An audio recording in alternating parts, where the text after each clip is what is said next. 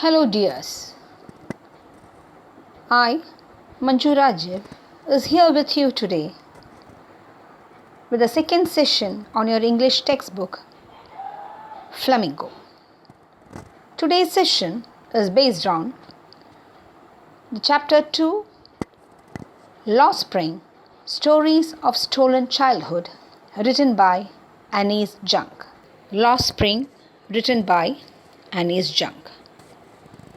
About the author.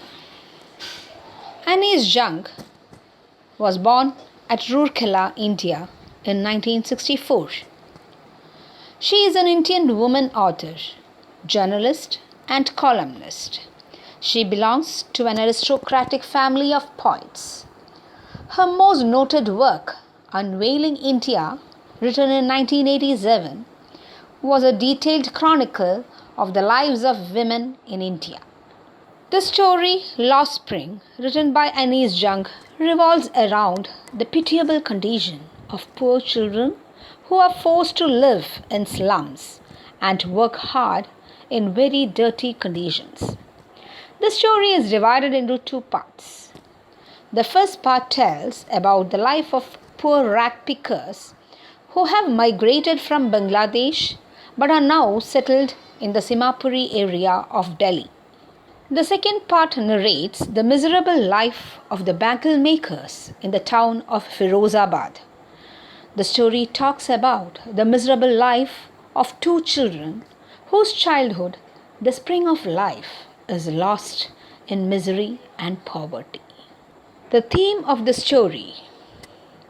Both parts of the story depict the plight of street children who are forced into labor in their early childhood. The theme of the chapter is poverty and how the poor children are condemned to a life of exploitation, which results in the loss of childhood, innocence, education, and play. Now it's the summary of the first part of the story. Sometimes I find a rupee in the garbage. The author watches a rag picker named Sahib-e-Alam who scrounges the garbage heaps for some coins and other things which was as valuable as gold for him to sustain his living. Sahib and his family were Bangladeshi migrants. He is unable to study due to lack of schools in his neighborhood.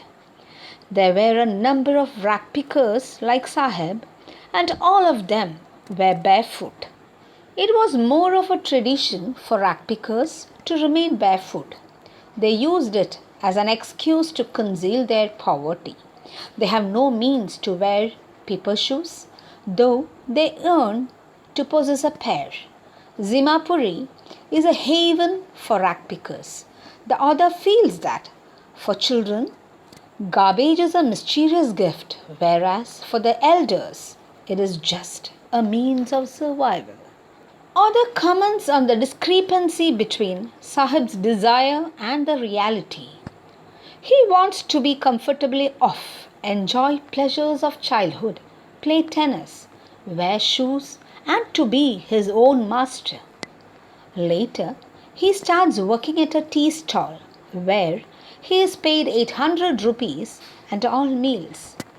But now, he is no longer a free bird and a master of his own self. The steel canister seems heavier than the plastic bag over his shoulders because the bag was his and the canister belonged to the tea stall owner. As a rag picker, he was a carefree boy who would work, have time for himself, and enjoy the work he was doing. But now, with others supervising his work, he had to become responsible and could not be free like earlier, as he was no longer his own master. Now it is a summary of the second part. I want to drive a car. In the second part, author meets a boy called Mukesh who stays in Firozabad and belongs to a family of bangle makers. Most of the families in Firozabad are engaged in making bangles. About 20,000 children work in the glass furnaces of Firozabad in unhealthy conditions. Mukesh takes the order to his dilapidated house located in stinking lanes.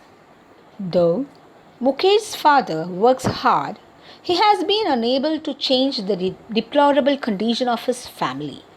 Mukesh's grandmother regards it as their destiny that they were born in the caste of bangle makers and have seen nothing but bangles in their life. The author feels that the life of bangle makers is a vicious cycle of pain and misery, of which there is no end. The glass bangles industry has many health hazards. It usually employs small children. It is illegal to employ very young children. They work in glass furnaces with high temperatures. The dingy cells where they work are without air and light. They weld pieces of colored glass into circles of bangles. Their eyes are more adjusted to dark. Therefore, they often end up losing their eyesight before they become adults.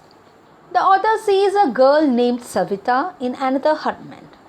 She says that she has not enjoyed even one full meal all her life. The author says that the cry of poverty rings in every home in Firozabad. Mukesh's dream was to become a motor mechanic.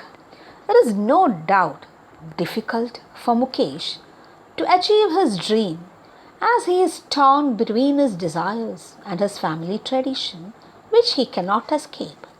Besides, he has to face a number of obstacles in the form of sahkars, middlemen, bureaucrats, lawmakers, politicians, etc. However, his will to work hard and his strong determination could make him achieve his dream. The author feels happy that Mukesh had decided to go to a garage and learn the job of a motor mechanic. Dreaming of flying airplanes seems too distant and too big a dream for him. At least being a mechanic will help him to be a master of his own. He would be able to remain independent, unlike Sahib. In spite of growing up amidst despair and disease, children who live in the slum have the desire to achieve something big in life like Mukesh. This shows that they are not devoid of hope. Sahib, a rat picker, is eager to go to a school and learn. Mukesh, who works in dark, dingy cells, dreams of becoming a motor mechanic, which is very much against his family tradition. The author very distinctly sees the two worlds of the bangle makers and the makers of the society. On one side exist the poverty-stricken families burdened by the stigma of caste, illiteracy, pall and gloom, while on the other side there is the sahukars, middlemen, policemen, keepers of law and the bureaucrats who ensure that these poor people continue to be entangled in the vicious circle of poverty. Both these worlds are in stark contrast to each other. The barefoot rag pickers of Simapuri live on the periphery of Delhi, yet, metaphorically speaking, miles away from it, sums up the true condition of the rag pickers of Simapuri. Simapuri is a slum area which houses approximately 10,000 rag pickers. They live in mud houses with roofs of tin and tarpaulin. There is no sewage, drainage, or running water. Though Simapuri is so close to Delhi, almost on its periphery, but the glitter and glamour advantages like education, proper facilities for living a clean and decent life are beyond the reach of these slum dwellers of Simapuri, which is so close to Delhi yet so far. This is an example of gross negligence and apathy of Delhi government, which has failed to do anything for them. This is the current situation in almost all slums of India, like Dharavi in Mumbai. Comparing the two characters, Mukesh is definitely more ambitious than Sahib. Unlike most of his friends in Firozabad, Mukesh did not want to follow the traditional profession of making bangles. No one else could dare to think of breaking the conventional style of living. Mukesh dreamt of becoming a motor mechanic. He had already decided to go to a garage and learn about cars. He insisted on becoming his own master. Sahib, on the other hand, had sacrificed his freedom as a rag picker to take up a salaried job that would pay him 800 rupees and give all his meals. Now he is no longer his own master. He had lost his carefree look, as the can he carried seems heavier than the bag he carried as a rag picker, which make it evident that this job was not to his liking. Now it's time to wind up the session, dears. Just follow the instructions to do your assignments. Assignment number 1. Read the lesson thoroughly and write the new words and meanings. Assignment number 2. Forcing a child to work is a crime. This is so in order to prevent exploitation of children. If forced to work, children cannot enjoy their childhood. They cannot get proper education. Also, when they are forced into hazardous works, they get ailments at a young age. This destroys their future. The parents overlook all these facts as they need money. So, the government has to become proactive and take measures to check child labor and enforce the law strictly. Comment based on the chapter Lost Spring. Assignment number 3. Work on text back questions and write it in your notebook. Last date for submission 30/4/2020. Thank you, dears. Stay safe, stay healthy.